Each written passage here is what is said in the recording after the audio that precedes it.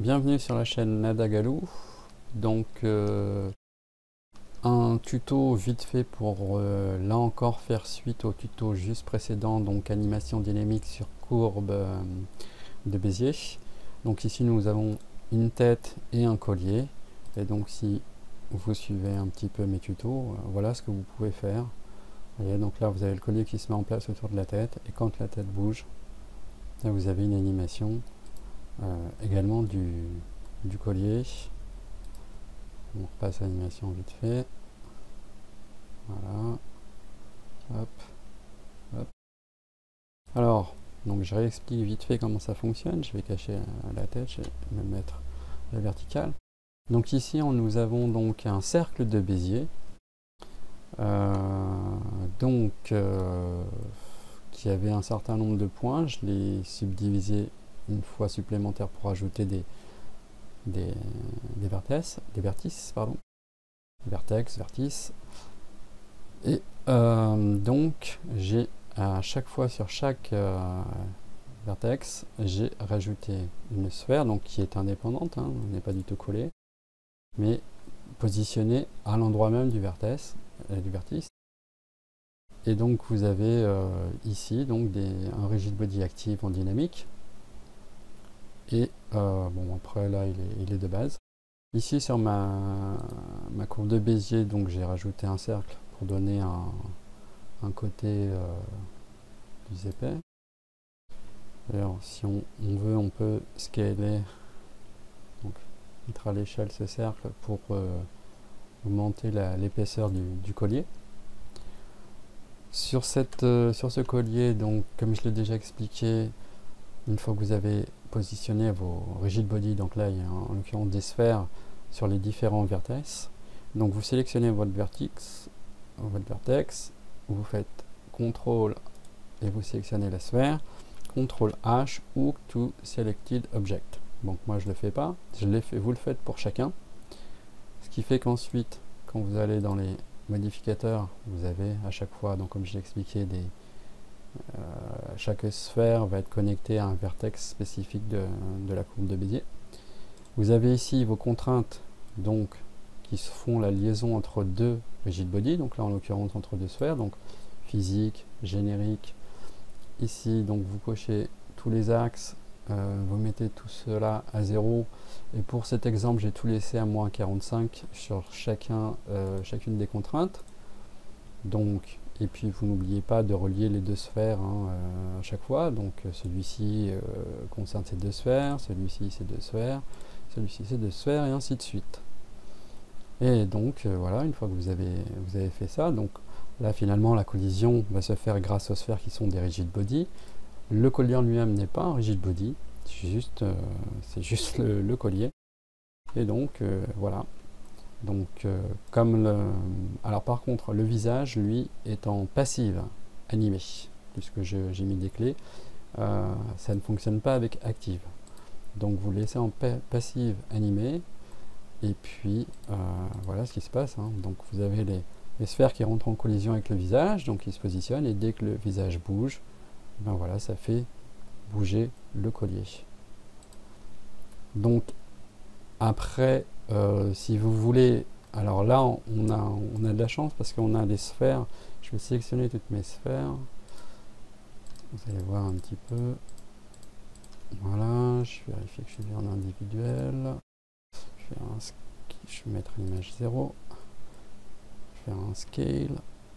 Voilà, je vais réduire la taille de mes sphères. Regardez ce qui va se passer.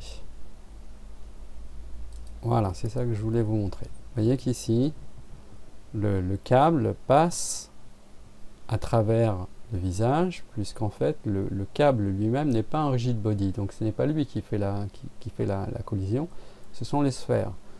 Donc si vous voulez mettre des petites perles comme ça, il faudra en rajouter un peu plus pour que ça fonctionne au niveau du collier, pour pas que le collier traverse votre tête.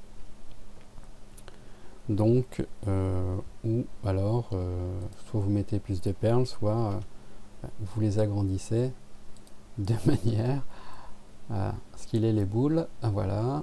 Et donc ici. Donc les boules reposent bien sur tout le tour de la tête, et quand la tête bouge, voilà, vous avez cette animation dynamique. Donc moi j'ai fait un collier, hein. Je sais qu'il y avait une abonnée qui avait demandé pour faire un collier de coquillage, donc bah, tu peux ensuite coller des coquillages à chacune des sphères si tu veux, ou mettre des coquillages en rigid body à la place des sphères, hein, toujours sur le même principe. Maintenant, après, vous pouvez faire les sphères pourraient être des maillons de chaîne. Vous mettez ce que vous voulez, quoi. Ce qu'il faut, c'est qu'il y ait une interaction donc d'un rigid body sur un autre rigid body, donc sur la tête. Et la déformation du câble se fait parce que, vous voyez, on peut même, si on veut, je vais repasser sur, je vais resélectionner toutes mes sphères. Oups. Voilà.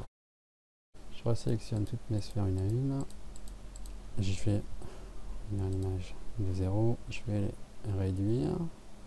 Peut-être pas trop.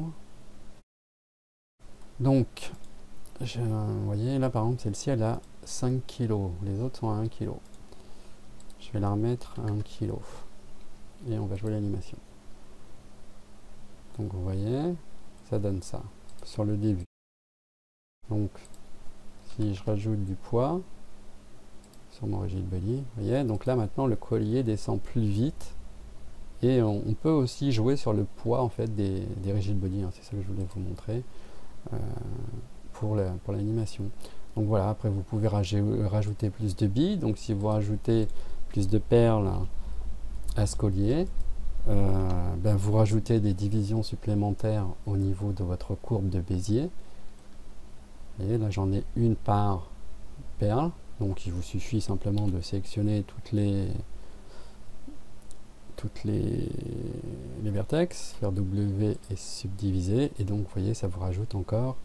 Et puis après vous replacez des sphères, donc pour placer une sphère à cet endroit spécifique, donc vous faites Shift S, curseur to selected, donc là le curseur, le 3D curseur va se positionner sur le vertex.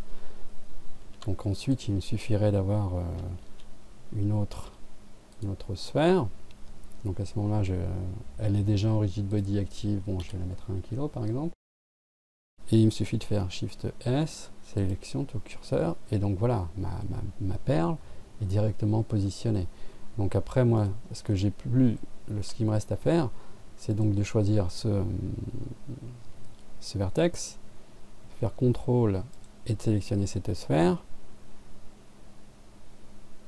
Puis après CTRL H, Hook to Selected Object. Donc voilà, comme ça je parente mon vertex, va suivre cette sphère, ce rigid body. Par contre, du fait que là j'ai rajouté une sphère, ben ici ma contrainte elle ne va plus, parce que ma contrainte fonctionne entre cette sphère-ci et celle-ci. Donc il faudrait deux contraintes supplémentaires, c'est-à-dire que cette contrainte elle devrait arriver ici et faire la jonction entre ces deux rigid body, et pareil de l'autre côté. Là si je lance l'animation, on va faire H, donc sachant qu'il n'y a pas de contrainte, voilà, vous voyez là ma perle, du coup comme il n'y a aucune contrainte, elle tombe à l'infini et elle déforme tout le collier. Donc c'est pour ça qu'il faut bien penser après à recréer des contraintes entre chaque rigid body. Donc une entre celle-ci et celle-ci, et ensuite une autre entre celle-ci et celle-ci. Voilà. Donc j'espère que ça va vous aider pour faire tout un tas de choses dans ce style. Donc merci encore de me suivre, et je vous dis à très bientôt pour un prochain tuto. N'hésitez pas à laisser des commentaires, à poser des questions si besoin. Salut à tous!